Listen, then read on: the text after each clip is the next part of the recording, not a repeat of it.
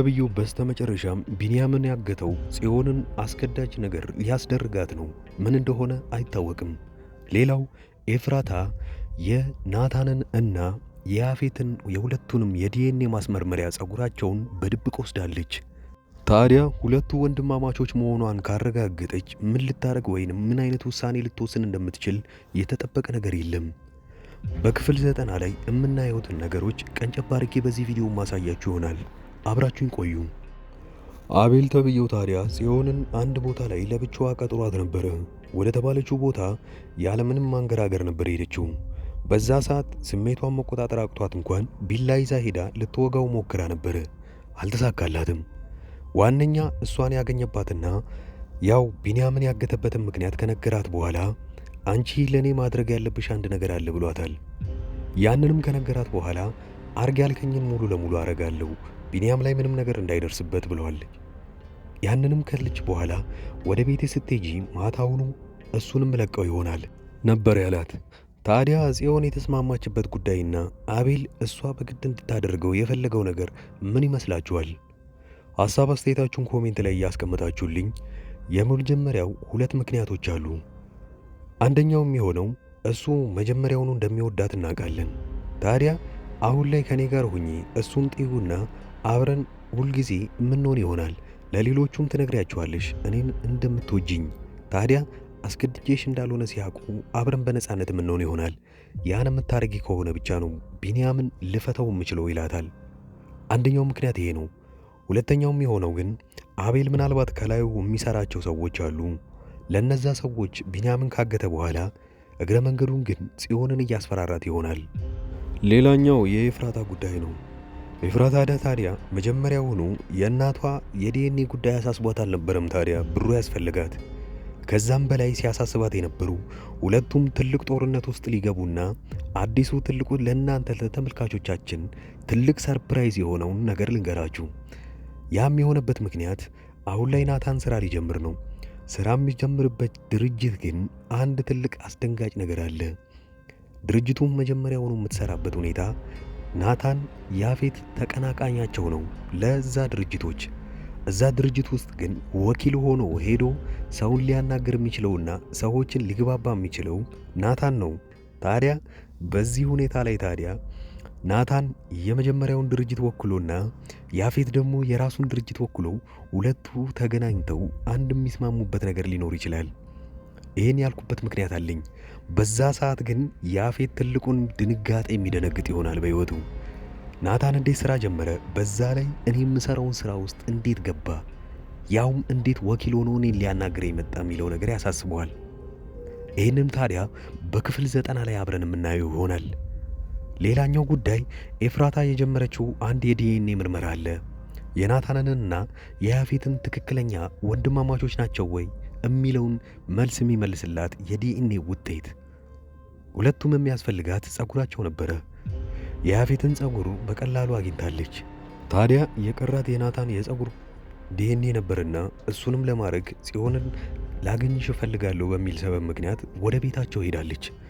እዛም ከሄደች በኋላ ግን በቀላሉ ማግኘት አልቻለችም ናታን። ምክንያቱም ከራሱ ክፍል ላይ የራሱን ልብሶችና ሙሉ ንብረቱን ወስዶ ለብቻው አስቀምጦ ነበረ። ያኔ ታዲያ የተፈጠረው አንድ ያገኘችው የመጨረሻ የዲኤንኤ ጸጉር ትንሽ ቢሆንም በወረቀቶች ይዛ ከዛ ቤት ልትወጣ ትችላለች። ያንንም ካረገች በኋላ በቀጣዩ ቀን ግን የዲኤንኤ ማስመርመሪያውን ገንዘብ ሙሉ ስላላት ወዲያውኑ ወደ ዶክተሩ መሄድ ትፈልጋለች።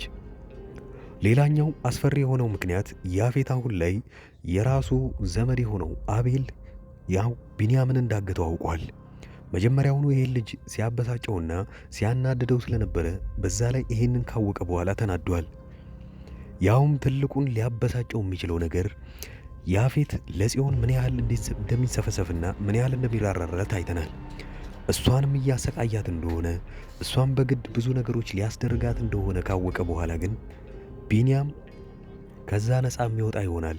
ሌላኛው የአቤል የመጨረሻው ጊዜና ያፌት እሱ ላይ ሲመጣበት ምን ሊፈጠር እንደሚችል መገመት የማንችልበት ሁኔታ ላይ ነው። ይሄኔ ታዲያ ያፌት እያገዘ ያለው ለናታን ቤተሰብ ነው።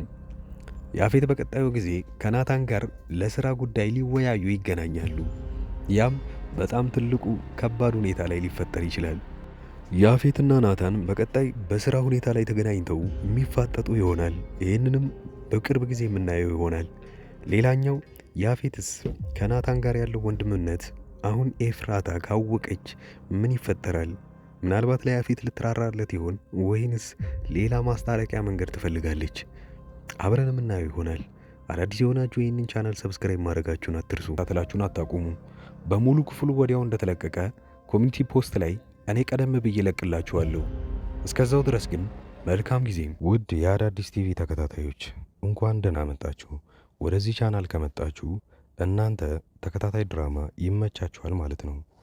ከተከታታይ ድራማ ውስጥ ኢትዮጵያ ውስጥ ሆኖ አሁን ላይ በጣም አሪፍ እይታ ያላቸውና አሪፍ ተቀባይነት ያላቸው ድራማዎች አራቱን ልንገራችሁ። የመጀመሪያው ጽናት ነው። ሁለተኛው ሐረግ፣ ዮአዳን እና ክህደት ናቸው። የእነዚህን ተከታታይ ድራማዎች ካልጀመራችኋቸው እኔ አጠር ያለች ማብራሪያ ስለ እነሱ ሰጥቻችሁ ደስ ያላችሁን ድራማ እናንተ ትጀምሩታላችሁ። የመጀመሪያው ጽናት ድራማ ብዙዎቻችሁ የምትወዱት ይሆናል። ምክንያቱም ምናልባት ከአረብ ሀገር ሆናችሁ የምታዩ ሰዎች ካላችሁ ይሄ ድራማ ለእናንተ ነው። ጽናት ከሀገር ቤት ወደ ከተማ ትመጣና ወደ ውጪ እስክትሄድ ድረስ አንድ ቤት ውስጥ ተቀጥራ እየሰራች ነው። ታዲያ የቀጠሮ ቀኗን ወይንም የበረራ ቀኗን እየጠበቀችና ብዙ ክፍያ ካደረገች በኋላ ያንን ስትጠባበቅ እዛ ሰራተኝነት የተቀጠረችበት ቤት ውስጥ እየሰራች እያለ አንድ ትልቅ ነገር ይፈጠራል። ከአሰሪው ልጅ ጋር ግንኙነት ትጀምርና ብዙም ሳይቆይ ነገሮቹ ይበላሻሉ። በዚሁ ላይ የሚያጠነጥን ፊልም ነው።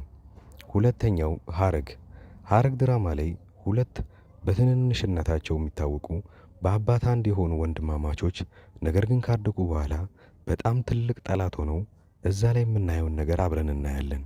ፍቅረኛ ይነጣጠቃሉ፣ ንብረት ይነጣጠቃሉ፣ ነገር ግን ወንድማማቾች እንደሆኑ አያውቁም። ሐረግ ድራማ እዚህ ነገር ላይ ነው የሚያጠነጥነው። ዮአዳን አንዲት ምስኪን ሴት በባህል ሀብቶችና በትልልቅ ሰዎች የእሷ የሆነን ነገር ለመንጠቅ ሲሞክሩና እሷ ግን ብልጠትነቷን ከነሱ በላይ የምታሳየቸው ፊልምና ብዙ ታሪኮች ያሉበት አሪፍ ድራማ ነው። ሌላኛው ክህደት ነው። ክህደት የሚለው ፊልም አሁን ላይ በጣም አሪፍ እየታየ ያለ ነው። ክህደት አንድ ጓደኛውን በጣም የሚወዱት ሁለት ጓደኞች አሏቸው። ታዲያ በዚህ ጊዜ ጓደኛው የልቤ ጓደኛ ናቸው ብሎ ለእነሱም ማያረገው ነገር የለም። ብዙ ነገር አድርጎላቸዋል። ነገር ግን ትንሽ እንደቆየ ይታመምና በጣም እርዳታ ሲፈልግ ከጓደኞቹ የሚጠብቀውን እርዳታ ሳያገኝ ይቀርና ይልቁኑ በዛኑ ልክ ይጠቀሙበታል። ይሄኔ ታዲያ እሱ ካወቀ በኋላ ምንን ማድረግ እንዳለበትና እንዴት ከነዚህ ጓደኞች ሊበቀል እንደሚችል የሚያሳይ አሪፍ ፊልም ነው። አሪፍ ጥራትና አሪፍ ኳሊቲ ተደርጎበት ካራክተሮችም በጣም አሪፍ የሆኑና የሚያጓጓ ፊልም ሐረግና ክህደት ናቸው። ሁለቱ ፊልሞች ምንም አይነት ንዝናዜ ምናምን ሳይበዛባቸው ወሬም ሳይኖራቸው ቀጥታ ምንም አይናችሁን ሳትነቅሉ የምታዩት ፊልም ነው። ሌላኛው ጽናት የሚለው ፊልም ታሪኩ አሪፍ ሆኖ ነገር ግን ብዙ ወሬዎች ስለሚበዙበት ምናልባት ፊልሙ ሊሰለቻችሁ ይችላል። ነገር ግን ፊልሙ እንደዛ የሚሰለቻችሁ ከሆነ እኔ በየጊዜው የእያንዳንዱን ክፍሎች እንደዚሁ አይነት በትረካ መልክና እናንተን ለጥያቄ ያሳተፈ ለመልስም አስተያየት እንደሰጡበት አድርጌ አንዳንድ ቪዲዮ ለእያንዳንዱ ክፍል እሰራለሁ። ዮአዳን ድራማ ብዙ ሰዎቹ ስትጀምሩት በጣም አሪፍ ድራማ ነበረ። እስከ ክፍል 40ና እስከ ክፍል 45 ያለውን ድረስ ብዙዎቻችሁ በጣም አሪፍ አድርጋችሁ ስታዩት ነበረ። ከክፍል 45 በኋላ የዳይሬክተሩ አቅጣጫ ፊልሙን ስለቀየረው ብዙዎቻችሁ ጠልታችሁትና የጥንቆላ ስነ ስርዓትን እያስገባችሁበት እኛ ከዚህ ምን መማር አለብን የሚለውን ካያችሁ በኋላ ለተከታታይ 2 ሳምንታት ፊልሙ ሳይለቀቅ ስለቆየ ረስተውት በዛው ትታችሁት ነበረ። ነገር ግን አሁን ተመልሳችሁ እንድታዩበት እምመክራችሁ አንድ ነገር አለ። ዮአዳን ድራማ ላይ አሁን ዮአዳንና ሳሚ ፍቅረኛሞች ሆነዋል። እዛ ቤት ውስጥ ያለ ወላጅ እየኖሩ ነው ያሉት። ምን ሊያጠፉ ይችላሉ፣ ምን ሊደረግ ይችላል የሚለውን አብረን የምናየው ይሆናል።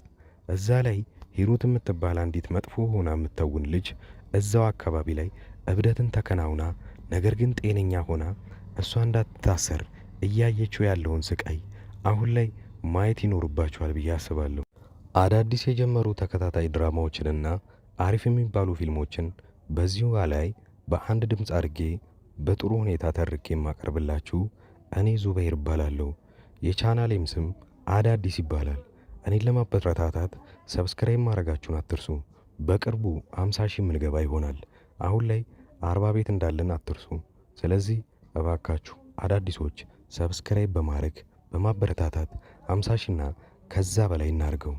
የእኔ ቤተሰቦች አብራችሁኝ ስላያችሁ ከልብ አመሰግናለሁ።